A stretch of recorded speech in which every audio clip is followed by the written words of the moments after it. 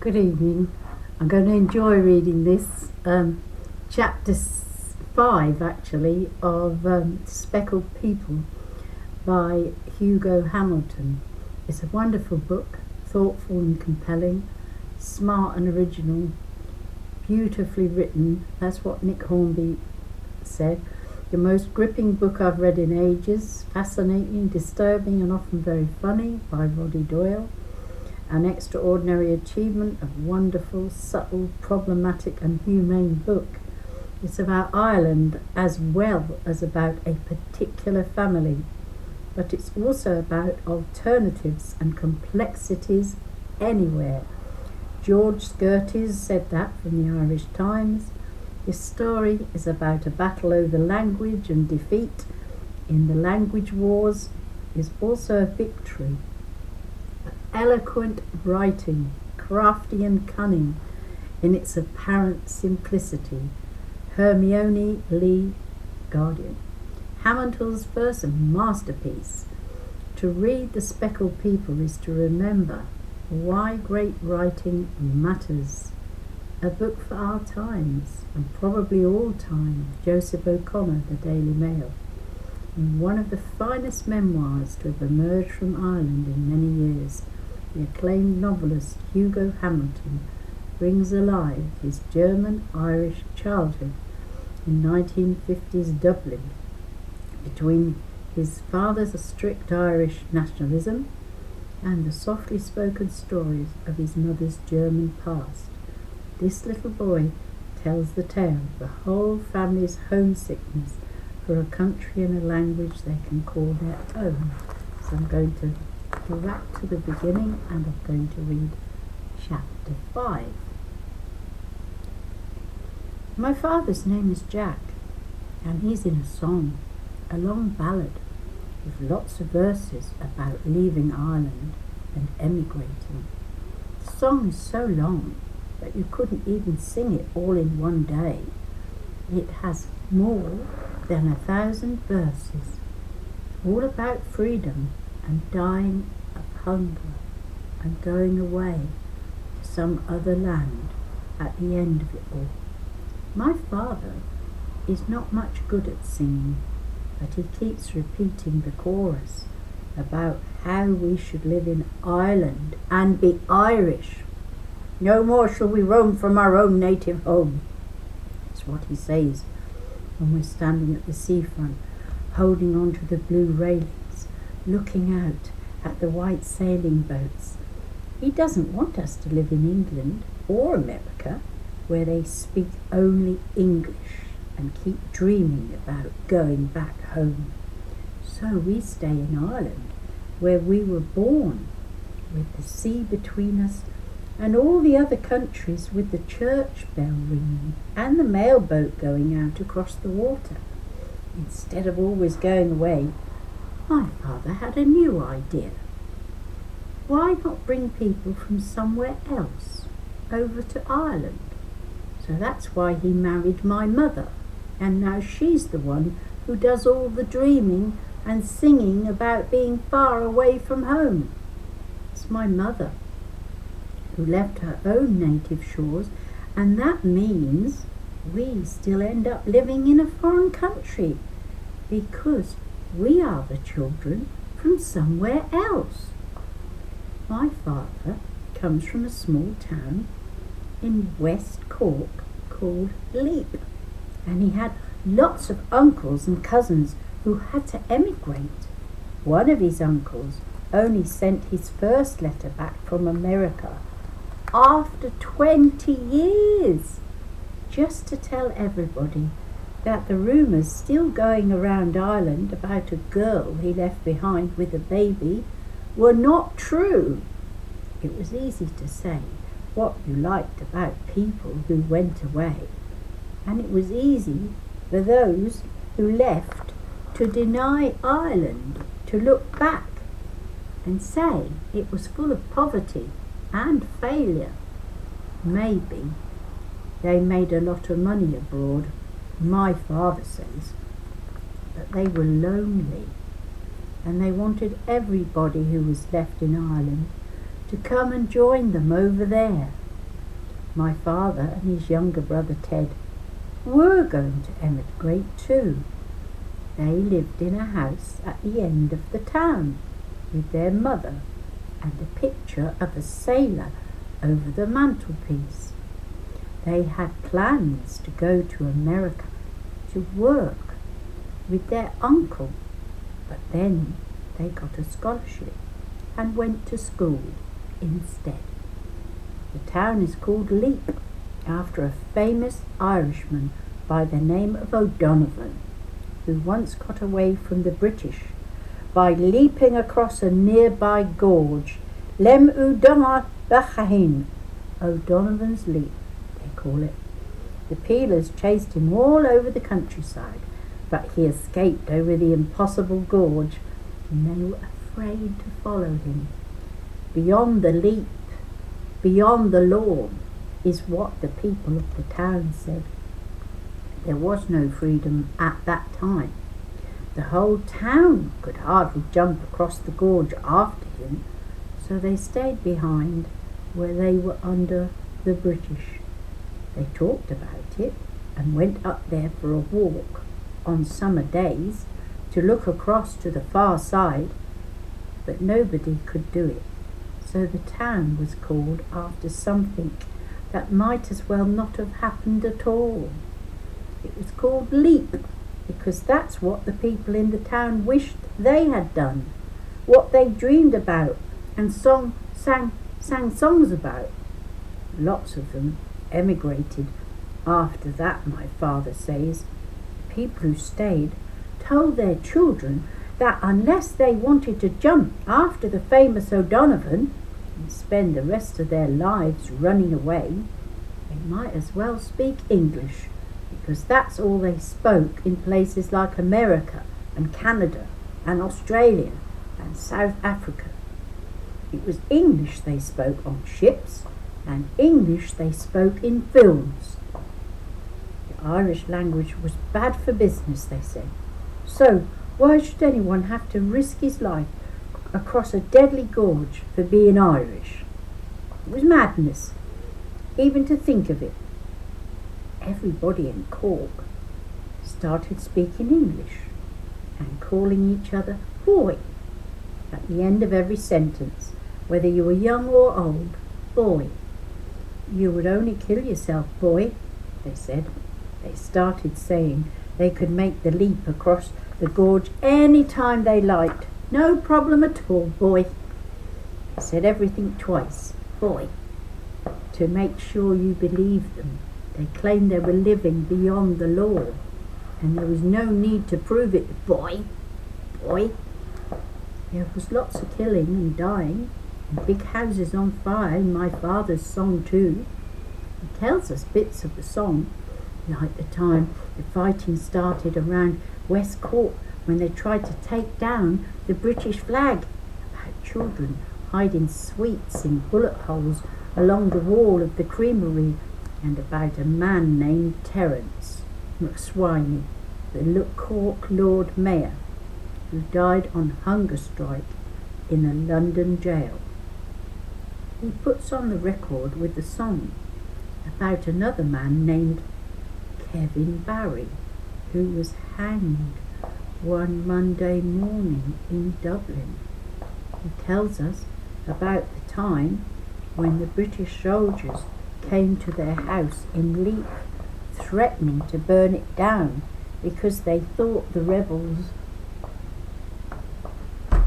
Sorry, it's the fireworks night, so they must be playing fireworks. Sorry about that. Because the rebels were shooting from the upstairs window. They had to run away in the middle of the night to Skibbereen, and on the way down the hill, the car overturned with their belongings. So the donkey ended up on his back like a beetle with his legs in the air. And then again, the same thing happened again after the British had gone, and the Irish started fighting among themselves because that's what they'd learned from the British. One day they had to leave the house a second time when the Irish Free State soldiers said they would burn it down because they were sure they saw IRA snipers in the upstairs window. There'll be no more fighting and dying, my father says. He wants no more people put out of their houses because it's time to live for Ireland and stop arguing ourselves over stupid things. He says there are too many things to do and too many places to see in Ireland, like the Round Tower in Glendalough and the new IMCO building that looks like a white ship when you pass it by on the bus. My father pays the fare in Irish. Sometimes when the bus turns around the corner, you think you're going straight into the shop window. We go to the zoo and have a picnic in the Phoenix Park with a big spire in the distance called the Wellington Monument. We run across the grass, but we're not allowed to play on the monument because it is something the British left behind and forgot to take with them. Wait till we get our own monuments, says my father. There are parts of the song too that my father will not tell us anything about. Some of the verses are to do with the town of Leap and things he does not want to remember, like the picture of the sailor over the mantelpiece, or the people in the town who used to laugh at him for having a father who fell and lost his memory in the Navy.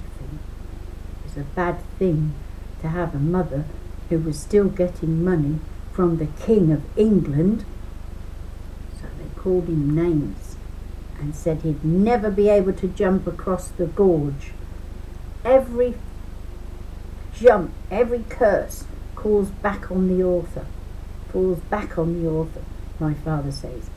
He promises to bring us to see his own hometown, but he never does. Instead, he would rather show us the future, so that is why there are verses of the song he leaves out altogether.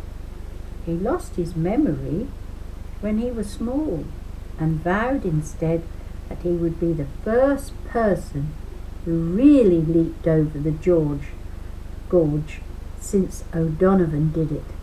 He said they were not beyond British law as long as they were still depending on British law. As long as they were still depending on Britain for their jobs and still speaking English. So when the time came, my father jumped. He did not emigrate, or drink whiskey, or start making up stories either. Instead, he changed his name and decided never to be homesick again.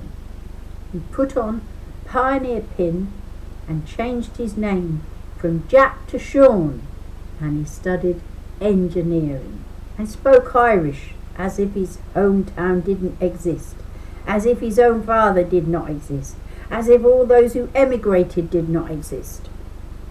There are things you inherit from your father too, not just a forehead or a smile or a limp, but other things like sadness and hunger and hurt.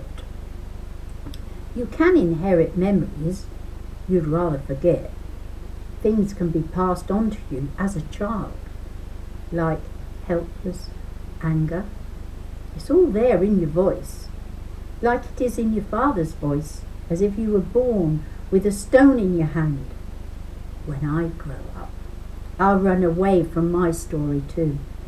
I have things I want to forget, so I will change my name and never come back. My father pretends that England does not exist. It is like a country he has never even heard of before and is not even on the map. Instead, he is more interested in other countries. Why shouldn't we dance with other partners as well, he says, like Germany. So while he was still at university, he started learning German. and listening to German music. Bach and Beethoven. Every week he went to classes in Dublin that were packed out because they were given by Dr. Becker, a real German. He knew Germany was a place full of great music and great inventions. And one day he said to himself, Ireland would be like that too, with its own language and its own inventions. Until then, he said, Ireland did not exist at all.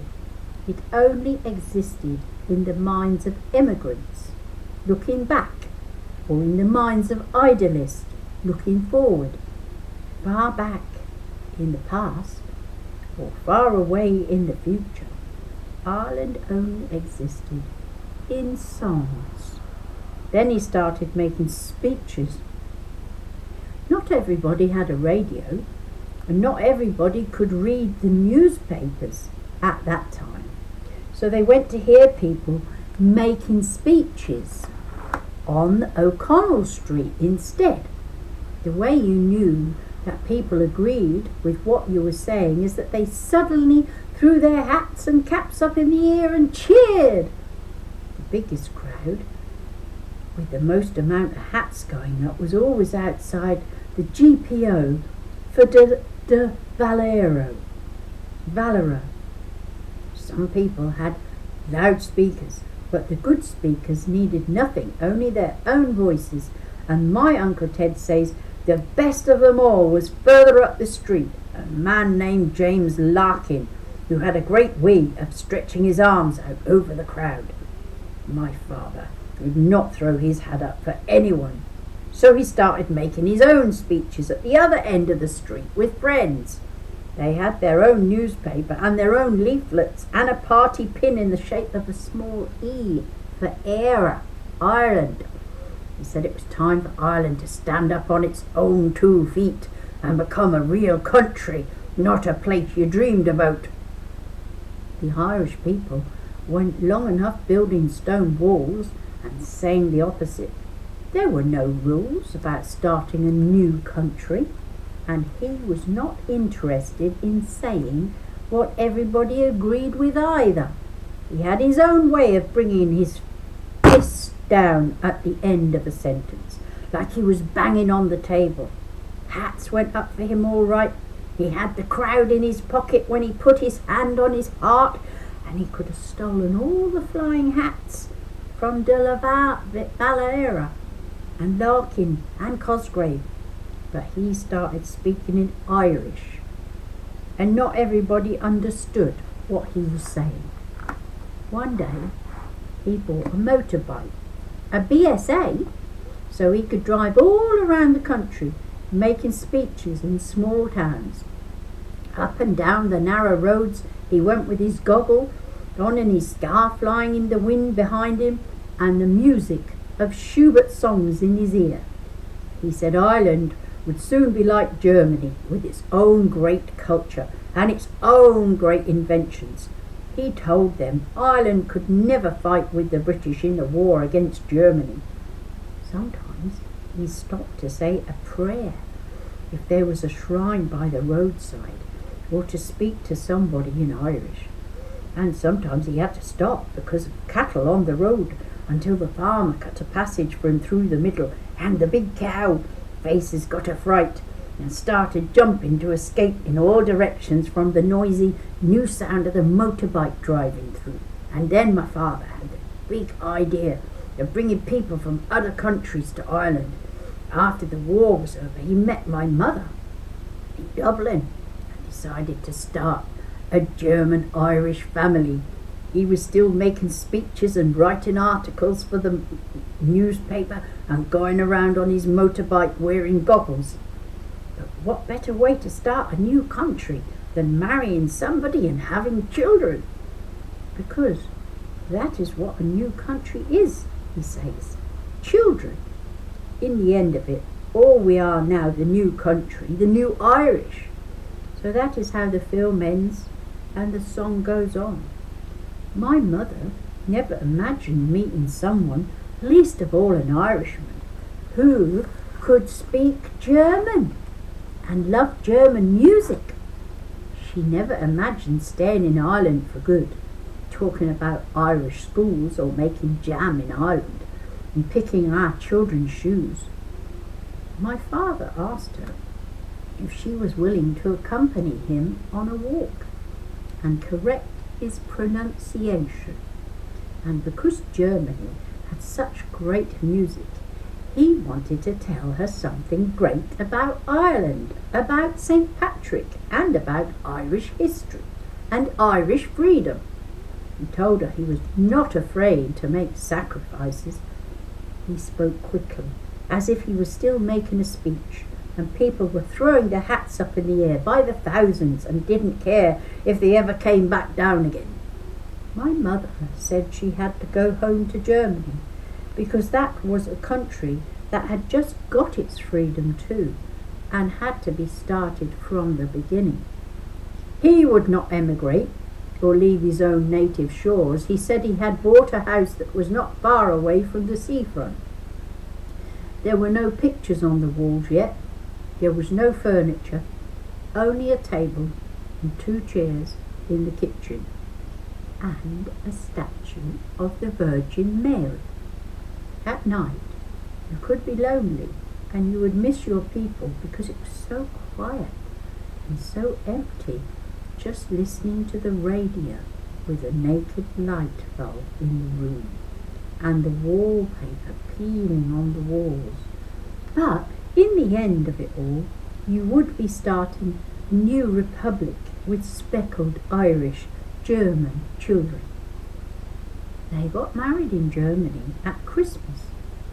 It all happened very quickly because you had to do things immediately without thinking too much. She didn't get a white dress, but she got snow instead. Thick, silent snow. They went on the train together along the Rhine. They talked about the future, and he said she would always be able to speak German in her own home. She said she would try and learn Irish too. The children would be dressed for Ireland and for Germany. She said she was good at baking and telling stories. He said he was good with his hands. He said he would buy a camera so he could take lots of photographs, and she said she would keep them in a diary along with their first locks of hair.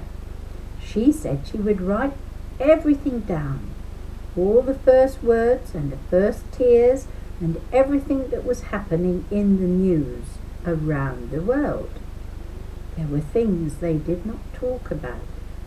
She kept her secret, and he buried his past as well. He hid the picture of his own father in the wardrobe. He did not want to offend her, having photographs of a British sailor hanging in the house. But she had nothing against England. It was not a marriage against anything, but for something new, she said. My mother even invented a new signal so that we would never get lost. A whistle made up of 3 notes, 2 short notes dropping down to 1 long note, like a secret code that no other family in the world would recognize. They went to a mountain in each country, and no 2 mountains could be any more different. First, they went to the famous Drachenelm-Pfalz, right beside the river Rhine. They stayed in the hotel at the top and had breakfast looking out across the river below them at the barges going up and down without a sound, like toy boats. She collected train tickets and hotel receipts, even the thin, decorated doilies under the coffee cups. Everything was important and would never be forgotten. She would not forget the smell of the sea either, or the smell of the diesel fuel, or the faces the Irish people on the boat coming across to Ireland. They went up to a famous mountain in Ireland called Croagh Patrick Pray. It was a much harder mountain to climb, and some people were even going up in their bare feet, with sharp rocks all along the path. At one point, the wind came up so quickly they had to hold on to the rocks with their hands. There was no cable car. There was no hotel at the top either, where you could have a coffee and a cake. But when they reached the small church at the top and heard the voices of the people praying the rosary together, there was a great view. They looked back down at the land, all around them, with tiny houses and tiny fields and islands going out into the Atlantic. So that is the end of that chapter, chapter 5. So next time we'll be on chapter 6. So good night and God bless. We have a lot of chapters to go through, but I won't be able to do them all in a hurry, not like the other things I do. So it'll be one at a time, every now and then. Alright, God bless.